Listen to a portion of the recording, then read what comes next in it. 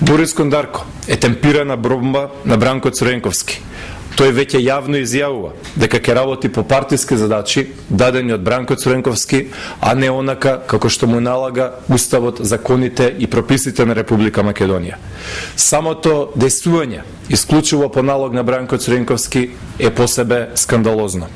Задачата на Борис Кондарко е да ги отстрани изборите, да зборува за некаква измислена нерегуларност и од целост да ја обструира и суспендира работата на Државната изборна комисија одвнатре, со секојдневни подметнувања, со секојдневни работи кои што ќе бидат нарачани од Црвенковски. Воедно, која ќе бидат воедно, која ќе видат дека се катастрофално поразени, Црвенковски и СДСМ ќе му наредат на Кондарко да поднесе оставка и јавно да зборува за некакви измислени нерегуларности.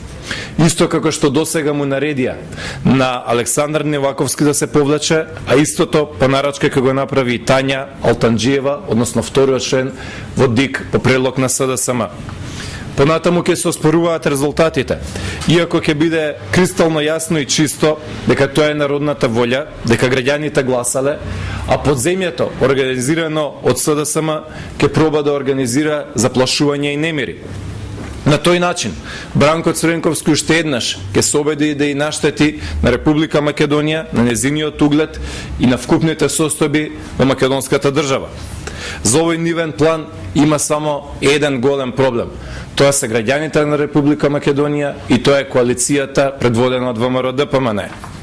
Уште од сега, јасно и гласно му порачуваме да не се обидува ниту да помисли да го реализира ова мрачно сценарио, овој антидржавен и антинароден план, затоа што ќе се соочи со жестока и безмилосна реакција на институциите. Институциите нема да имаат ниту грам толеранција кон нивните заплашувања, кон нивните нефер и недемократски методи, а оние кои што ќе организираат немили заплашувања со единствена цел да фалсификуваат народната волја, ќе бидат поразени на самиот ден на изборите.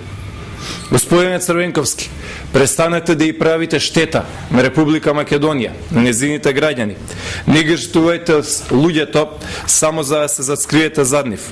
Не уништувајте иднината на партијата СДСМ, само за вие да останете уште неколку месеци на незиното чело.